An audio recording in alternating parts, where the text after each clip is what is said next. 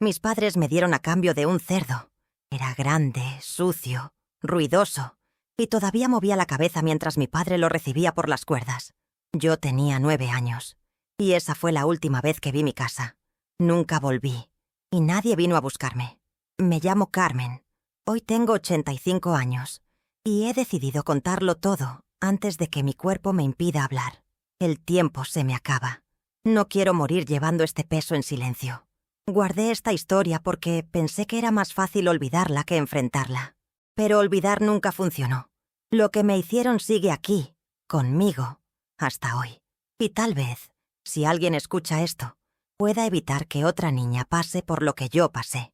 En aquella época, mi familia vivía en una aldea pobre llamada Valdecabras, en el interior de España. La vida era árida, el suelo duro, el trabajo constante.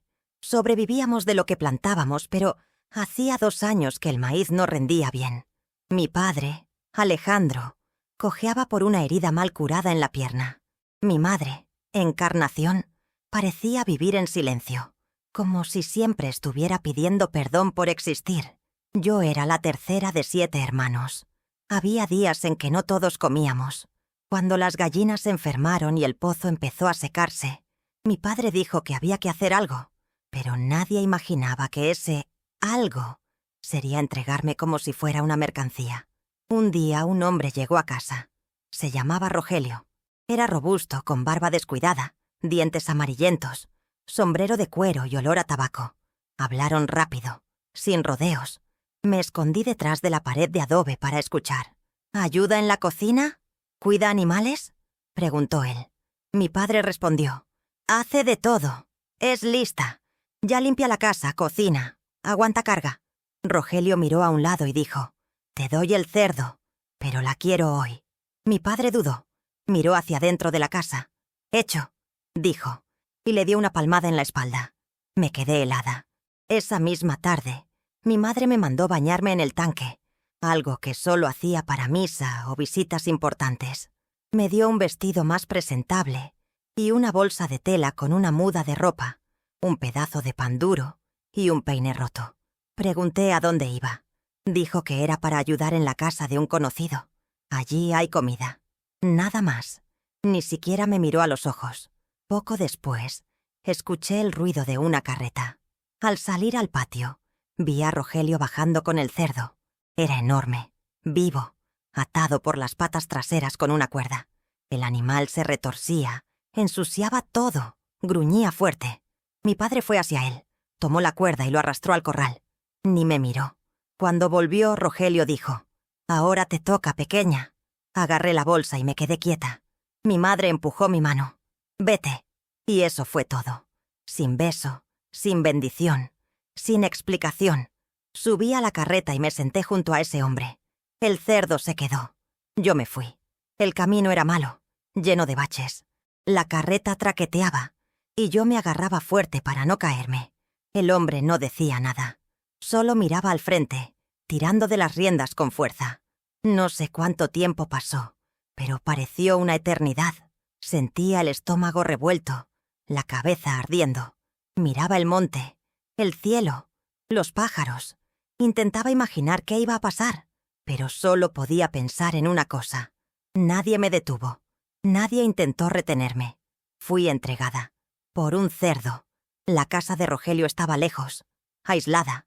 Era una construcción vieja, de piedra y madera oscura, con ventanas pequeñas y una puerta torcida. No tenía color, ni olor a comida, solo polvo, animales y silencio. Me mandó bajar. «Entra y quédate callada». Entramos. El suelo era de cemento agrietado. Al fondo de la casa me mostró dónde dormiría. Era un cuartito sin ventana, con una esterilla rota en el suelo, una sábana tirada y un cubo. «Aquí es. Mañana empiezas». Y se fue. Me quedé sentada en un rincón. Intenté entender. Intenté imaginar cuándo volvería. Pero no había respuesta. Nadie dijo cuánto tiempo estaría allí, ni qué debía hacer. Solo sabía que el cerdo se quedó, y yo no. Esa noche, nadie habló conmigo. Nadie me ofreció agua ni comida.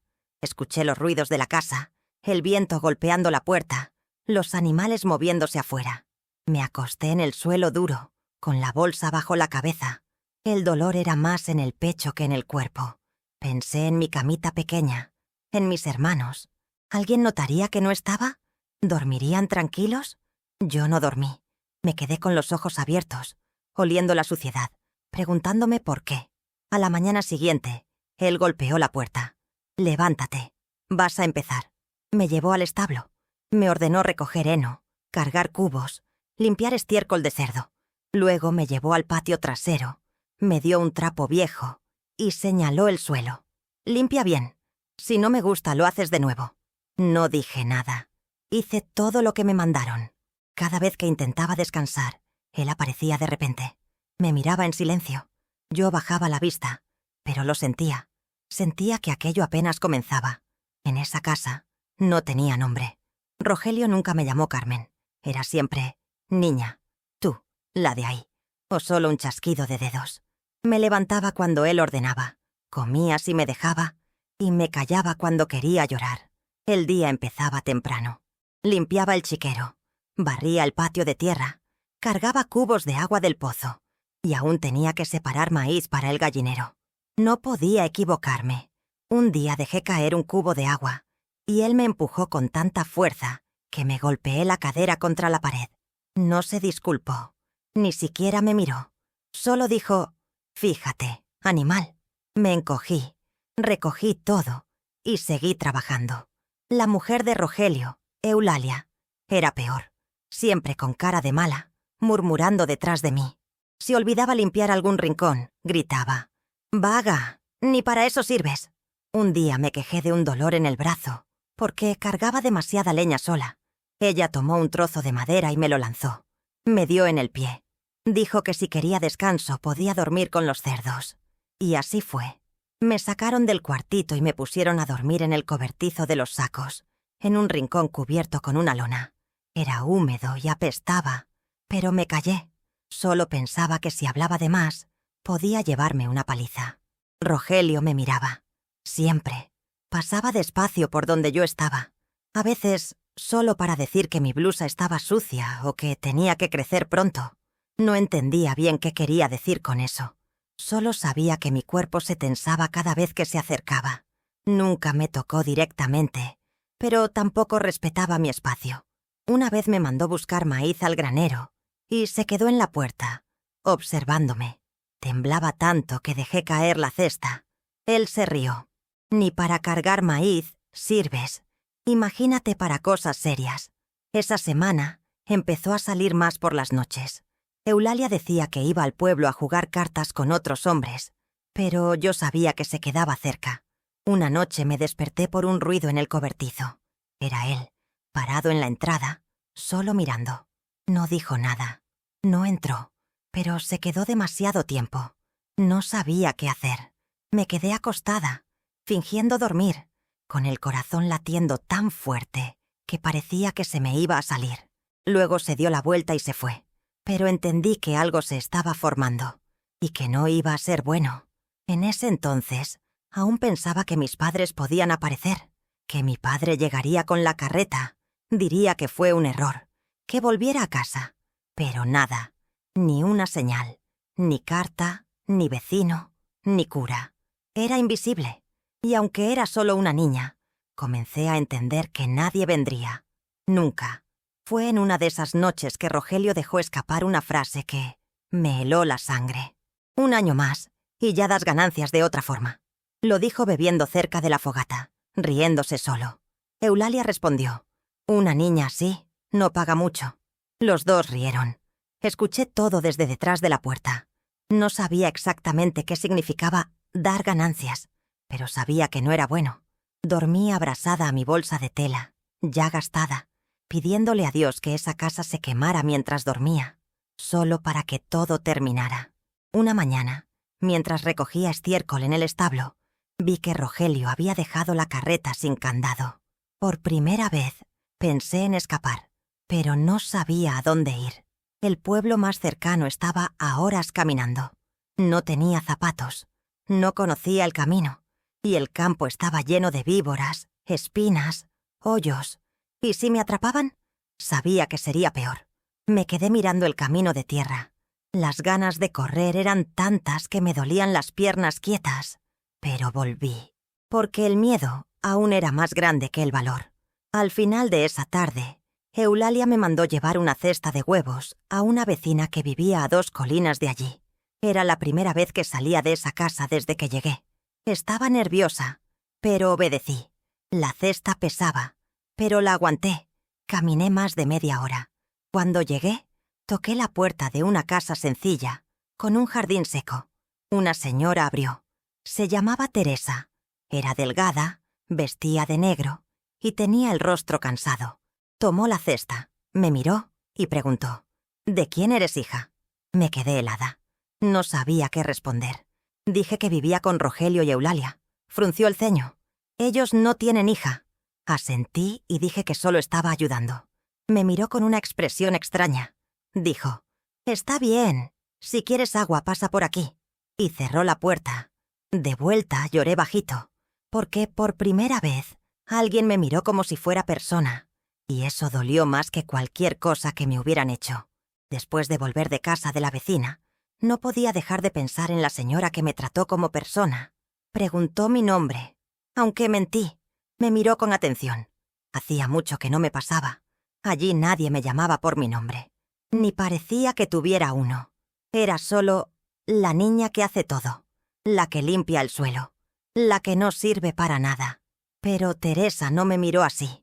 Me ofreció agua, y eso se me quedó grabado el resto del día. Esa noche, Eulalia se quejó de cómo apilé los huevos. Dijo que era torpe y vaga. Me mandó dormir en el suelo de la cocina porque la gente que no obedece no merece cama ni sábana. No me importó. Me quedé acostada en el frío, pensando que, si algún día lograba salir de allí, quería encontrar a esa mujer otra vez. Tal vez ella conociera a alguien que pudiera ayudarme. Pero nada era sencillo. Rogelio empezó a salir menos de casa. Buscaba excusas para quedarse cerca de donde dormía. A veces abría la puerta despacio. Miraba unos segundos y se iba sin decir nada. Pero yo lo veía. Lo sentía. Era como un animal acechando. Cuando me daba órdenes, se acercaba demasiado, y mi cuerpo se ponía rígido, como si se congelara por dentro. Empecé a fingir dolores de barriga, jaquecas, cualquier cosa para alejarme de él. Pero él se daba cuenta. Un día me mandó fregar el suelo del establo justo después de la lluvia. El barro mezclado con estiércol se pegaba al trapo, y yo resbalaba todo el tiempo. Cuando me caí por tercera vez, él vino y me levantó del brazo, con fuerza. Dijo que si no aprendía a hacer las cosas bien, iba a aprender de otra manera. Me dejó el brazo morado. Eulalia lo vio. No dijo nada. Solo me tiró un trapo sucio y dijo: «Limpia esa sangre antes de que manche». Días después, empecé con fiebre. Dormía mal, con temblores. Tenía pesadillas. En una, estaba dentro de una caja de madera, sin tapa, con un cerdo encima, aplastándome contra el fondo. Me desperté sudando, llorando, pero a nadie le importaba. Rogelio solo dijo: «O mejoras o te mueres. El que no sirve, afuera». Y Eulalia añadió: «Ojalá todos los problemas de aquí se resolvieran así». Empecé a aceptar que, si moría allí, nadie lo notaría. La semana siguiente tuve que volver a casa de Teresa, con otra cesta. Esta vez ella estaba fuera. Cuando me vio, sonrió levemente. Tomó la cesta y preguntó si quería entrar. Dije que no podía. «Están contando el tiempo». Me miró con firmeza. «¿Siempre vienes sola?». Asentí. Ella asintió también. «Está bien. Si algún día quieres hablar, ya sabes dónde tocar». No insistió. Me dejó ir. Pero algo en mí despertó. Empecé a fijarme en los horarios, a saber qué día Rogelio iba al campo, a qué hora Eulalia iba a la iglesia. No sabía qué hacer con esa información, pero saberlo me daba un poco de fuerza. Esa noche, escuché una pelea entre Rogelio y Eulalia. Él gritaba que yo ya estaba haciéndome mujer, y que ella tenía que dejar de arruinar todo con celos. Ella le respondió gritando que era un viejo asqueroso, que debía avergonzarse. Escuché todo desde detrás de la puerta de la despensa. La discusión duró hasta tarde. Al día siguiente, nadie me habló, pero el ambiente cambió. Rogelio empezó a actuar como si yo le perteneciera. Eulalia se quedó callada, pero me miraba con ojos llenos de rabia. Ahí supe que tenía que hacer algo. Pero era solo una niña. No tenía dinero. No sabía a dónde ir. Aún así, empecé a pensar en escapar. Intenté ver qué podía llevarme. Un pan duro, el peine, el rosario de mi abuela. Escribí el nombre de Teresa en un trozo de saco de harina y lo guardé en el forro de la ropa. Era solo un nombre, sin dirección, sin plan, pero para mí era como una llave. Hasta que un día, Rogelio me mandó limpiar su cuarto. Era la primera vez. Siempre decían que ese cuarto estaba prohibido. Entré con el trapo en la mano y el corazón acelerado. Él estaba sentado en la cama, con una botella de licor al lado y el cinturón en el regazo. Dijo: «Ya estás creciendo». Bajé la cabeza. Temblaba. No hizo nada en ese momento. Solo dijo que al día siguiente lo ayudaría a lavar los caballos en el arroyo. Pero su tono me hizo entender. La hora se acercaba. Esa noche me escondí en el cobertizo y lloré en silencio. Lloré tanto que me dolió la garganta. Le pedí a Dios. Le pedía cualquier cosa. No quería morir. No quería que nadie me tocara. Quería salir de allí. Quería vivir. Quería encontrar a la mujer de la Casa Blanca y contarle todo. Pero no tenía valor, ni plan, solo miedo. Si estás escuchando esto y piensas que debí haber escapado, dime, tú, con 9 años, sin nadie, sin comida, con frío y miedo, ¿habrías escapado? ¿O habrías hecho como yo, que solo quería que el día terminara pronto? Al día siguiente me desperté antes de lo que debía. El corazón no paraba. Lo que Rogelio dijo el día anterior seguía martilleándome la cabeza. Quería que lo acompañara al arroyo.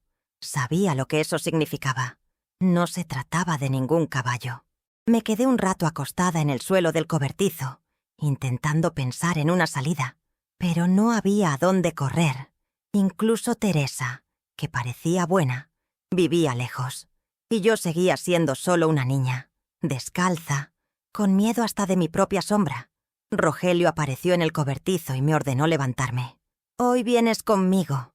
Quiero los caballos relucientes», lo dijo riendo con voz arrastrada, como si ya no se molestara en disimular. Lo seguí sin decir una palabra. En el camino me obligué a caminar despacio, torciéndome un poco el pie en el suelo de grava. Dije que me dolía la pierna. Él gruñó, impaciente. Dijo que iría solo y que yo limpiara el gallinero mientras volvía. Tragué el alivio y regresé corriendo. Pero sabía que no tenía mucho tiempo. Él estaba casi listo para hacer lo que quería. Tenía que actuar. Mientras limpiaba la mugre de las gallinas, pensé en ir a casa de la vecina. Pero, ¿y si él se enteraba? ¿Y si Eulalia me veía? Había oído de personas que desaparecían por mucho menos. La cabeza me dolía de tanto pensar. Por la tarde aproveché que Eulalia salió a buscar provisiones y revisé los fondos de la casa. Encontré una caja de cartón con trapos viejos y, dentro, un papel con letras borrosas. Escribí el nombre de Teresa con un trozo de carbón. Lo guardé en el fondo del sostén. Era lo único que tenía. 2 días después, Eulalia me mandó llevar otra cesta a la vecina. Esta vez fui directo, casi sin respirar. Toqué la puerta con las manos temblando. Teresa abrió y me reconoció al instante. Me miró profundo, sin decir nada. Cuando preguntó si estaba todo bien, negué con la cabeza. «¿Puedo entrar solo un minuto?» Ella abrió la puerta. La cerró y me llevó a la cocina. Me ofreció agua, pero no pude beber. «Me van a hacer daño. No sé qué hacer», dije con la voz casi apagada. Ella se sentó. Me tomó del brazo y dijo: «No vas a volver». Me quedé en silencio. Nunca había oído algo así de nadie. Teresa se levantó y fue al cuarto. Volvió con una toalla limpia y un vestido floreado. «Ve a bañarte. Te quedas aquí». Lloré ahí mismo. No porque estuviera a salvo, sino porque alguien me vio. Alguien hizo algo por mí. Alguien decidió protegerme sin pedir nada a cambio. Me dio comida caliente, me dejó lavarme la cara y dijo que llamaría a una señora que ayudaba a niñas como yo. Pasé el resto del día encerrada en un cuartito, escondida, esperando que pasara el tiempo. Todo mi cuerpo temblaba.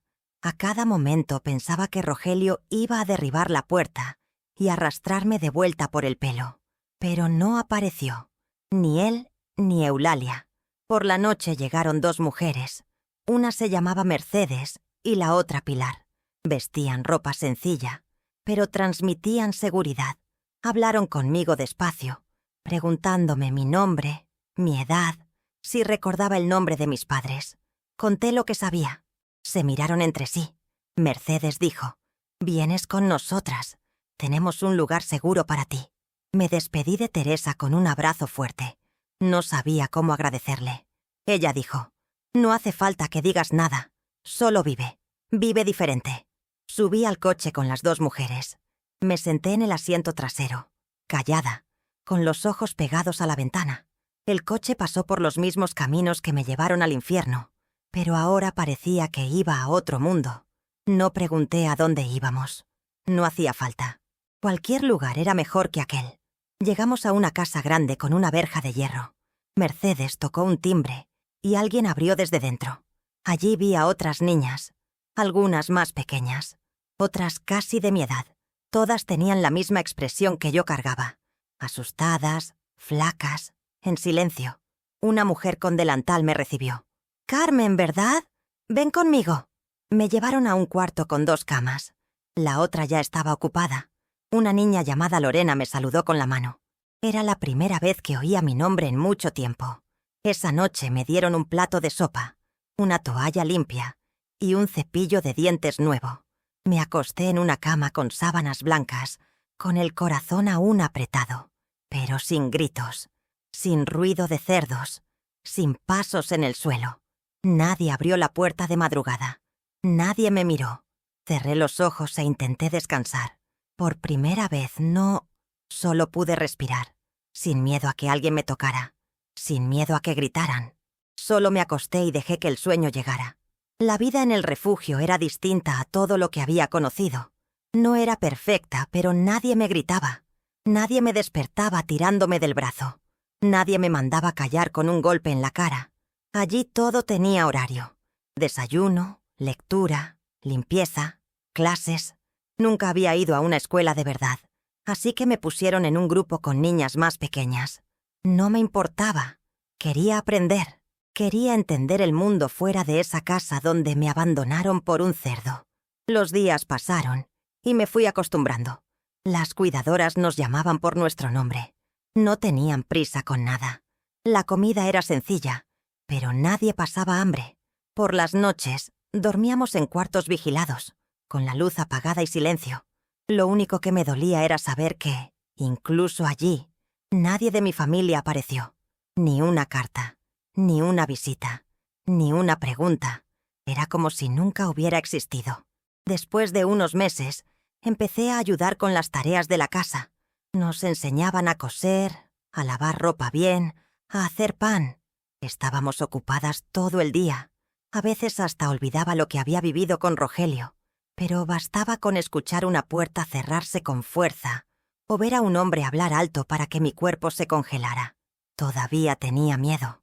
No era fácil confiar.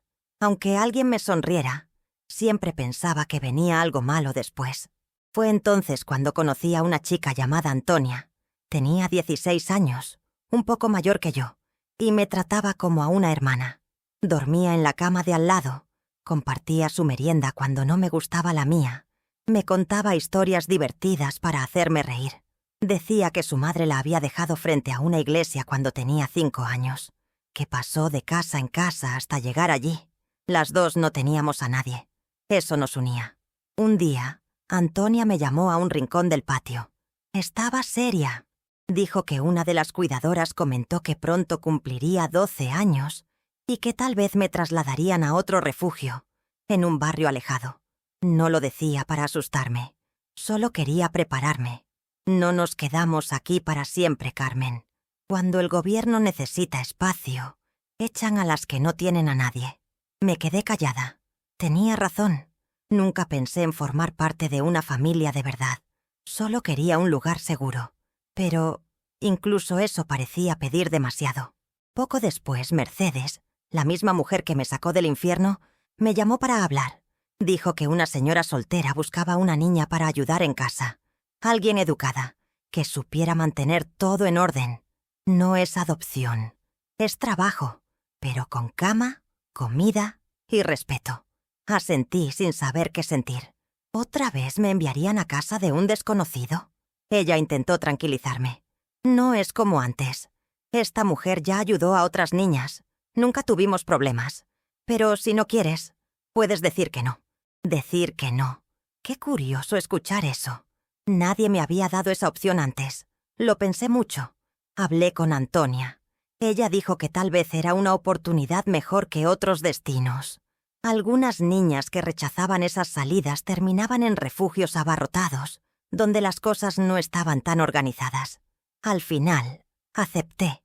Mercedes me dio un vestido limpio, una bolsa pequeña con mis pocas cosas, y me abrazó. Si no estás a gusto, escribe aquí. Encontraremos una solución. Y me llevaron. La mujer se llamaba Marta. Era costurera. Tenía 52 años y vivía sola en un barrio antiguo de la ciudad. La casa era pequeña, pero ordenada. Al llegar me mostró dónde dormiría. Un cuartito con una cama estrecha, un armario y una alfombra. Dijo que necesitaba ayuda para lavar, planchar y mantener todo en orden. Acepté. No gritaba. Era seria, pero justa. A cambio, me daba comida caliente, ropa limpia, y me dejaba quedarme con los retales de costura. Trozos de tela, hilos, botones. Estuve allí más de un año. Ayudé en lo que pude. Crecí, aprendí a coser también. Empecé a hacer arreglos simples. Pero Marta enfermó. La internaron y un mes después murió. Sus parientes cerraron la casa y me dejaron en la calle, sola, con 14 años, sin familia, sin documentos, sin dinero. Intenté volver al refugio, pero me dijeron que mi plaza ya no existía. Me enviaron a un centro de acogida temporal, donde metían a todo tipo de personas, adultos, menores, chicos, chicas. Allí no había reglas. Era un lugar abarrotado, sucio, ruidoso, con gente consumiendo drogas. Estuve 2 semanas, y fue allí donde todo empezó a desmoronarse de verdad. Un hombre me ofreció trabajo lavando ropa en un edificio, pero era mentira. Cuando me di cuenta ya estaba atrapada en un ciclo del que parecía no haber salida. En la calle, nadie pregunta tu edad, solo qué haces. Y cuando ya no tienes nada que vender, venden tu cuerpo por ti. A los 15 años, entré en un cuarto con un hombre por primera vez, no porque quisiera, sino porque no tenía opción. Eso me destruyó. Pero pagaba el pan y el colchón, y así empecé a vivir como muchos llaman acompañante. Pero la palabra correcta es otra. A los 16, mi cuerpo ya no me pertenecía hacía tiempo. Me despertaba en un cuarto prestado, me bañaba con agua fría de una manguera y me ponía la ropa más decente que tenía.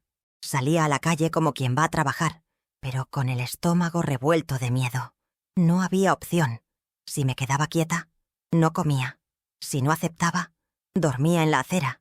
Otras chicas decían que era demasiado joven, que debía tener a alguien protegiéndome, pero no tenía a nadie. Ni un alma que supiera dónde estaba, ni un nombre al que gritar si desaparecía. Trabajaba en un callejón cerca de la estación, donde los trenes pasaban haciendo ruido cada media hora. Allí, los hombres iban y venían como si fuéramos parte del paisaje. A veces decían nuestros nombres, a veces ni eso. Yo fingía que no dolía.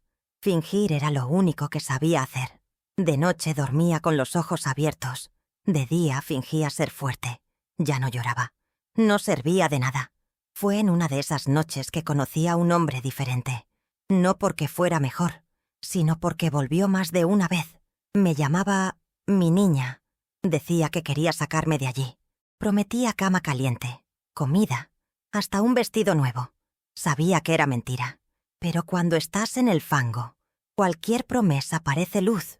Empecé a verlo más a menudo. Me daba dinero, a veces comida. Otras veces solo quería hablar. Era amable. O al menos sabía fingir mejor que los demás. Todo pasó rápido. Un mes después, dejé de menstruar. Mi cuerpo empezó a cambiar. Vomitaba por las mañanas. Sentía mareos. Al principio pensé que era una infección o estrés. Pero un día, una mujer de la pensión donde pagaba por un colchón tocó mi vientre y dijo: «Tienes cara de futura madre». Eso me golpeó. Me quedé muda, pero dentro de mí Lo sabía. Estaba embarazada. Y sabía de quién era. Pensé en abortar. Otras chicas lo habían hecho.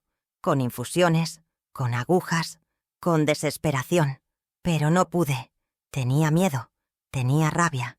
Todo mezclado. Así que decidí seguir adelante. Me escondí lo que pude. Seguí trabajando hasta los 4 meses. Cuando la barriga se notó, nadie me quiso más. Ahí fue cuando ese hombre desapareció. Así, sin más. Un día estaba, al otro nunca volvió. Me echaron de la pensión. Dormí en escaleras de iglesias, en bancos de plaza, hasta que una mujer me llevó a un lugar llamado Casa de Amparo. Era un centro para embarazadas sin apoyo. No era un paraíso, pero tenía techo y sopa caliente. Me dejaron quedarme hasta el parto. Nadie preguntaba mucho, solo cubrían lo básico. Allí conocí a otras mujeres que también venían de la calle. Algunas con hijos pequeños, otras ya con el segundo, el tercero. La mayoría nunca contó la verdad a nadie. Y con ellas aprendí lo que la vergüenza hace con nosotras. Mi hijo nació en una madrugada helada, en un cuarto con olor a desinfectante y sábanas gruesas. Lo llamé Mateo. Lo miré y sentí algo que nunca había sentido. Era mío, mi sangre, mi pedazo. Pero con eso vino un nudo en el pecho que nunca se fue. Porque sabía cómo se había concebido. Sabía qué tipo de hombre me puso en esa situación. Y sabía que un día crecería. Preguntaría. Querría saber quién era su padre. Y yo no podría contárselo. En los primeros meses me esforcé por parecer una madre normal. Aprendí a bañarlo, cambiar pañales, cantarle bajito. Conseguí un cuarto en un albergue para madres solteras y empecé a lavar ropa para las vecinas a cambio de leche y pañales. Estuve años así. Mateo crecía sano, fuerte, inteligente, y yo fingía que todo era normal. Inventaba que su padre había muerto, que era un hombre bueno, que me amaba. Inventaba todo, porque la verdad me quemaba por dentro. Cada vez que sonreía sentía culpa. Cada vez que preguntaba si estaba bien, tragaba el llanto. Nunca le pegué, nunca le grité, pero siempre que me abrazaba, pensaba, si lo supiera, me odiaría. Y eso me consumía. Mientras otras madres hablaban con orgullo de los padres de sus hijos, yo inventaba historias. Decía que su padre tocaba guitarra, que tenía ojos verdes, que era un hombre bueno. Todo mentira. Mateo creció. Estudió con una beca en una escuela pública. Siempre fue un buen chico. Nunca me dio problemas. Cuando cumplió 18 años, empezó a trabajar en un supermercado. Yo seguí cosiendo en casa. Me convertí en la mujer discreta del barrio. Nadie sabía de mi pasado. Nadie sabía lo que hacía antes de tenerlo. Pero cada vez que lo miraba, recordaba la calle, el frío, los hombres y el día en que quedé embarazada. Pensaba que este secreto moriría conmigo, pero ahora, con esta enfermedad, con el cáncer devorándome los huesos, siento que debo contar, que él tiene derecho a saber, pero no sé cómo. No tengo valor. No sé por dónde empezar. Solo sé que el tiempo se acaba. Hoy paso más tiempo sentada que acostada. Acostada, todo duele. Sentada, al menos, puedo ver el rostro de mi hijo cuando entra por la puerta. Trabaja todo el día, y aún así pasa por el mercado. Trae fruta, pan. Me pregunta si tomé los medicamentos. No sabe que escondo la mitad en el armario. A veces para ahorrar, a veces porque ya no creo que sirvan de algo. El cáncer empezó en el hígado, dijo el médico. Ahora se ha extendido. Lo sé porque lo siento. Duele hasta respirar. Intentan animarme. Dicen que solo hay que seguir el tratamiento. Pero veo los ojos de la enfermera cuando me saca sangre. Conozco esa mirada. La vi antes. Es la misma que ponía la mujer del refugio cuando sabía que a una de nosotras la echarían. Mateo no sabe nada. Solo le dije que estoy enferma. Lo cree porque quiere creerlo. Siempre ha sido así. Siempre confió en mí como si fuera una santa. Y eso es lo que más me destroza. Porque no sabe quién fui. O mejor, qué tuve que ser. No sabe de dónde viene. No sabe por qué nunca dejé que llamara a nadie papá. Inventé un nombre, un pasado. Todo mentira. Lo peor es que me admira. Le dice a la vecina que soy una luchadora, que lo crié sola, que soy un ejemplo. Cada vez que lo oigo, quiero desaparecer. No soy luchadora. Solo sobreviví como pude. Hice lo que tuve que hacer para no morirme de hambre. Y aún así, su rostro siempre fue lo que me dio fuerza. Hasta hoy lo es. El otro día entró al cuarto con un pastel. Dijo que era solo para verme sonreír. Sonreí, pero por dentro gritaba. Pensé, si supiera que fue concebido en un cuarto sucio, en un colchón prestado, por un hombre que me usó y desapareció, ¿seguiría trayéndome este pastel? Lo miré comer un pedazo y reír.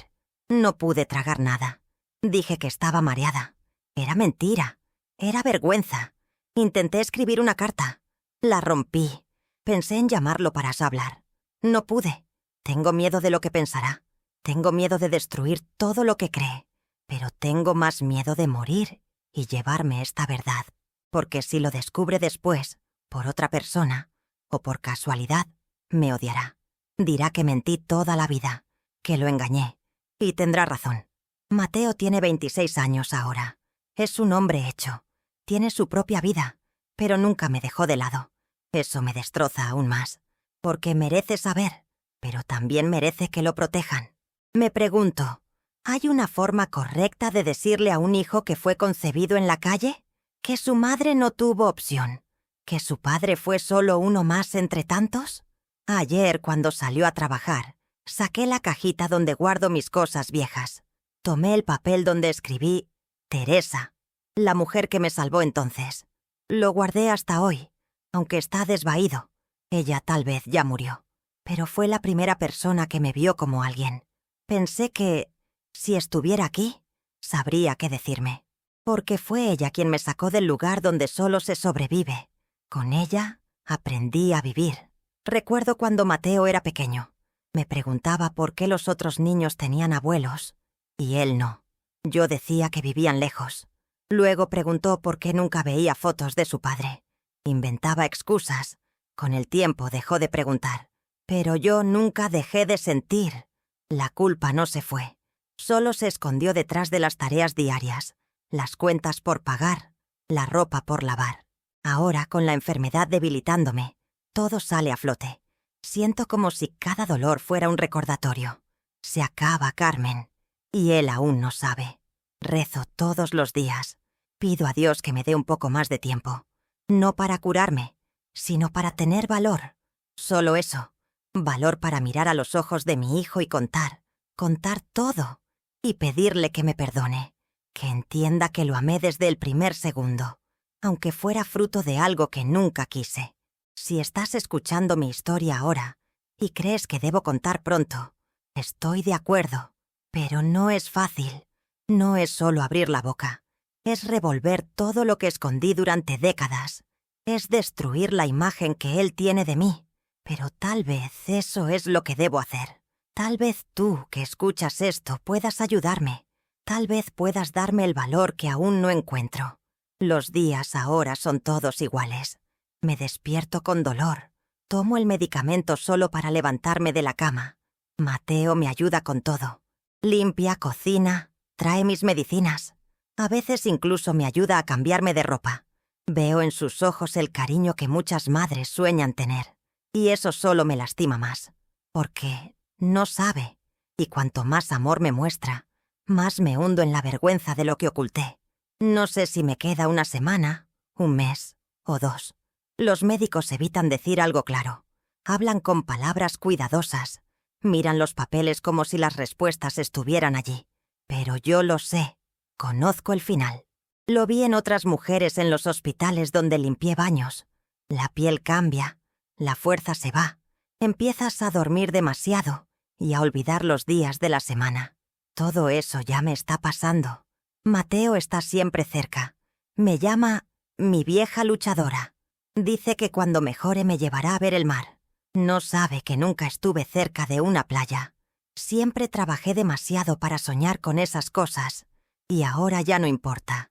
Lo que importa es dejar las cosas en orden antes de cerrar los ojos.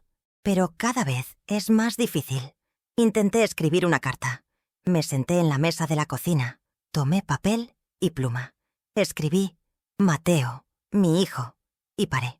Estuve 1 hora mirando esas 3 palabras. Doblé el papel y lo guardé en el cajón. Al día siguiente, lo intenté de nuevo. Escribí 2 páginas enteras contando todo. Cómo terminé en la calle, cómo quedé embarazada, cómo mentí. Cuando terminé, lo releí y empecé a temblar. Lo rompí en pedacitos y lo tiré a la basura. No pude guardarlo. Tengo miedo de que lo lea y me odie. Tengo miedo de que piense que fui débil, que crea que debí haber hecho algo diferente, que debí haber escapado antes, haber luchado más, haber gritado, haber denunciado. Pero quien vivió lo que yo viví sabe que no es así. En ese tiempo, una niña pobre, sola, no tenía voz, solo hacíamos lo que nos mandaban. Y después, lo que necesitábamos para no morir. Mateo merece saber. De eso estoy segura. Pero no puedo mirarlo y hablar. Lo he intentado. Se sienta a mi lado en el sofá, toma mi mano entre las suyas, y pienso, ahora lo digo. Pero en el momento, sale otra cosa. Pregunto por su trabajo. Hablo del tiempo. Me quejo del té. Cualquier cosa para no decir lo que realmente debo. Esta semana, la vecina vino a visitarme. Notó que estoy más apagada. Dijo que sería bueno pensar en lo que quiero dejar listo. Me quedé con eso en la cabeza. ¿Qué dejo listo? No tengo nada. No tengo casa para dejar, ni dinero ahorrado, ni herencia. Lo único que tengo es la verdad que oculté. Y eso puede ser lo peor o lo mejor que deje para mi hijo. Mateo no tiene hijos, todavía, pero tiene planes. Dice que un día quiere una familia. Y yo imagino cómo será él como padre. ¿Entenderá mejor? ¿Me perdonará cuando lo sepa? ¿Podrá mirarme sin asco, sin rabia? Rezo todos los días. Pido a Dios que me dé claridad, que me dé paz y perdón, mucho perdón. Hoy, después de que salió, tomé mi teléfono viejo y empecé a grabar un mensaje. Solo voz. Sin video. Grabé todo. Dije mi nombre, quién fui. Hablé del cerdo, de la entrega, de la casa, de los gritos, de la calle, del embarazo. Lo conté con calma, como si hablara con una amiga. Hice pausas, respiré, lloré. Al final pedí perdón y pedí ayuda, porque eso es lo que estoy haciendo ahora, pidiendo ayuda. Si estás escuchando esta historia, es porque no pude contarlo en persona. Tal vez ya no esté aquí. Tal vez Mateo aún esté tomándome de la mano.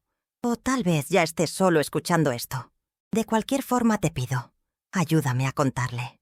Ayúdame a que entienda que lo amé, que incluso cuando todo era oscuridad, su rostro era la única luz. No quiero morir con esta mentira atascada en la garganta, pero tampoco quiero lastimar a mi hijo.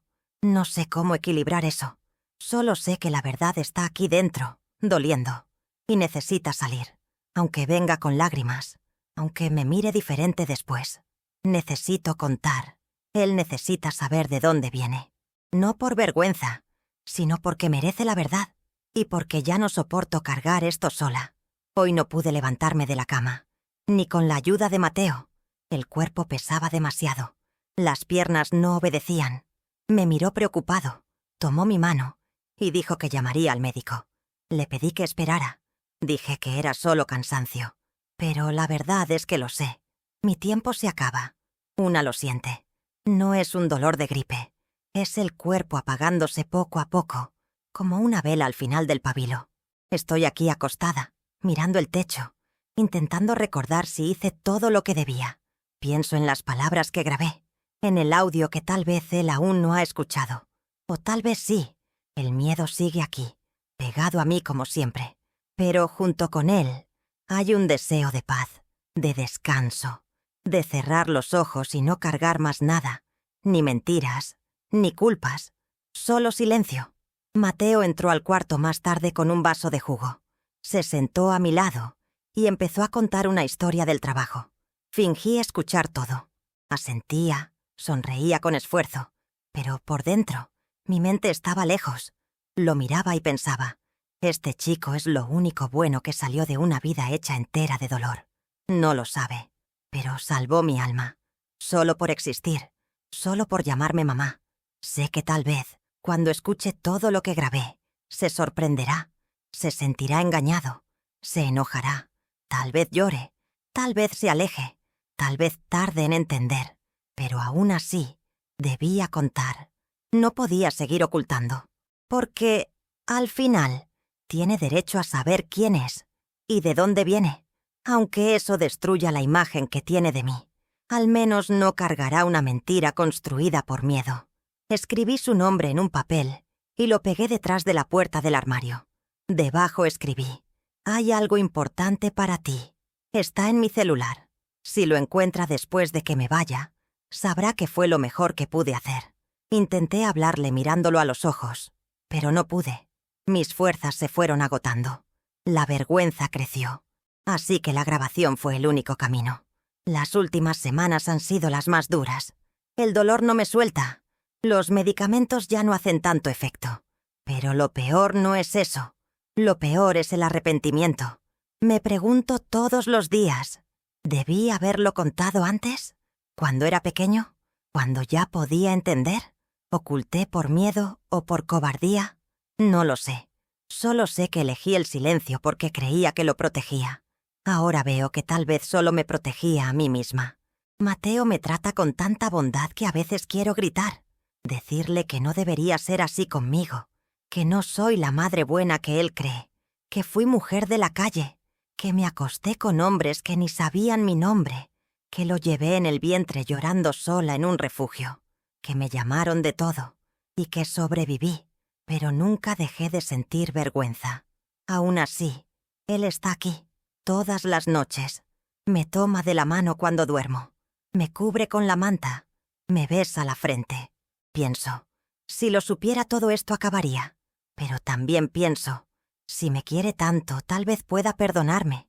Tal vez no al principio, pero con el tiempo, con calma, con la verdad que tardé tanto en enfrentar. No escribí testamento. No tengo nada que dejar. Ni herencia, ni casa, ni joyas. Lo único que dejo es esta historia. Y este pedido, que me vea entera. No solo como la madre que lo crió con sacrificio, sino como la mujer que luchó, que erró, que cayó, que se vendió para no morir de hambre, y que, aún así, lo amó más que a nada, más que a su propia vida. Si estás escuchando esto ahora, y eres Mateo, quiero decirte, hijo mío, te amo, siempre te amé. Desde el día en que supe que crecías dentro de mí, en ese cuarto sucio, sin luz, lleno de silencio. Fuiste mi luz, el único motivo que me hizo seguir cuando solo quería rendirme. Perdóname por haber ocultado todo, por no haber tenido el valor de contarte mirándote a los ojos. Perdóname por mentir, pero nunca dudes que te amé, aunque no supiera amar bien, aunque no supiera ser madre, aunque cargara tanta suciedad en la espalda. Y si eres alguien más que escucha esta historia, te pido, ayúdame. Ayúdame a llevar esta verdad hasta él, si no lo logro. No dejes que lo descubra a medias, ni por rumores, ni por un papel perdido. Que escuche mi voz, que entienda, que elija perdonarme si quiere, o no, pero que sepa que lo intenté, que hasta el último día de mi vida luché con esta culpa. Pero también luché por dejar esto claro. Estoy grabando esto desde mi cuarto, con el celular apoyado en una almohada y la cabeza recostada en la pared. Ya no tengo mucha fuerza. La respiración me falla a veces y debo parar para tomar aire. Pero sé que este es el momento, porque si no hablo ahora, me llevaré esta verdad hasta el final y me asfixiará de una vez. Mateo salió a trabajar. Siempre se va con la misma mirada preocupada. Pregunta si quiero algo, si estoy comiendo, si no olvido los medicamentos. Y yo respondo todo con una sonrisa. Digo que sí, pero la verdad es que casi no como. El estómago ya no acepta nada bien. Los huesos duelen hasta cuando respiro. Y los medicamentos, a veces los tomo, a veces no. A veces pienso que ya no hacen diferencia. Pero hay algo que aún me ata aquí. Y por eso hablo ahora. Necesito dejar este audio. Necesito contar mi historia entera, con mis palabras. Porque no quiero que mi hijo descubra todo a medias. No quiero que lo sepa por una nota, por chismes, por un documento perdido. Quiero que me escuche, que sepa quién fue su madre, aunque eso cambie todo lo que piensa de mí. Mateo, mi hijo, si algún día escuchas esto, es porque no pude contártelo mirándote a los ojos. No es porque no te ame. Al contrario, es porque te amo tanto que tuve miedo de herirte, de decepcionarte. Pero llegó la hora. Y si estás escuchando esto ahora, te pido, escúchame hasta el final. Aunque duela, aunque no entiendas todo de inmediato, siempre creíste que fui fuerte, que luché por nosotros, que fui madre soltera porque tu padre murió o se fue. Pero la verdad es que no elegí eso. Terminé en las calles siendo aún niña. Me entregaron mis padres a cambio de un cerdo, un animal. Me dejaron en la casa de un hombre que me usó, que me hizo trabajar, que me trató como nada. Escapé de allí. Me acogieron. Pero el sistema nunca tuvo lugar para mí de verdad. Volví a las calles. Y cuando ya no tenía nada que vender, vendieron mi cuerpo por mí. Quedé embarazada en esa época. Y tú fuiste el resultado. No sé decirte el día exacto. No sé quién fue el hombre. No sé su nombre. Solo sé que, cuando supe que estaba embarazada, quise desaparecer. Pensé en abortar. Pensé en huir. Pensé en todo. Pero no pude. Y cuando naciste, todo cambió. El mundo seguía siendo cruel. Seguía siendo sucio. Pero tú eras lo único limpio. Lo único bueno. Te crié como pude, cosiendo, limpiando, aceptando trabajos por comida. Nunca dejé que te faltara lo básico. Nunca te levanté la mano. Pero tampoco te conté la verdad, porque el miedo era más grande. Miedo de perderte. Miedo de que me miraras con asco, con rabia, como si hubiera hecho algo malo. Pero ahora, con el tiempo agotándose, entiendo que el mayor error fue el silencio. Eres un buen hombre, Mateo. Eres todo lo que nunca pude ser. Eres limpio, trabajador, honesto. Me cuidas con tanto cariño que a veces no lo soporto y finjo dormir para no llorar. Y por eso grabo esto. Porque si no puedo decírtelo en persona, al menos dejaré mi voz. Mi verdad. Tal vez me odies por un tiempo. Tal vez no puedas mirarme igual. Lo entiendo. Lo acepto. Pero solo te pido una cosa. No te culpes. No tienes culpa de nada. Fuiste lo mejor que me pasó. El único motivo que me mantuvo viva cuando todo lo demás quería matarme por dentro. Verte crecer fue lo que me sostuvo. Oírte llamarme mamá fue lo que me dio fuerza. Aunque cargara todo sola, aunque tuviera vergüenza, nunca dejé de amarte. Si ya no estoy cuando escuches esto, espero que guardes esta grabación. No para quedarte atrapado en el pasado, sino para recordar que tu madre lo intentó, que luchó, que cayó, sí, que fue humillada, usada, olvidada, pero que nunca dejó de protegerte. Que prefirió cargar todo sola antes que verte sufrir por lo que no podías cambiar. Termino este mensaje con dificultad para respirar, pero mi corazón está más ligero. Por primera vez en muchos años, siento que hago lo correcto, que dejo este mundo con menos mentiras en la espalda y que, de alguna forma, me perdonarás. Mateo, mi hijo, fuiste mi milagro.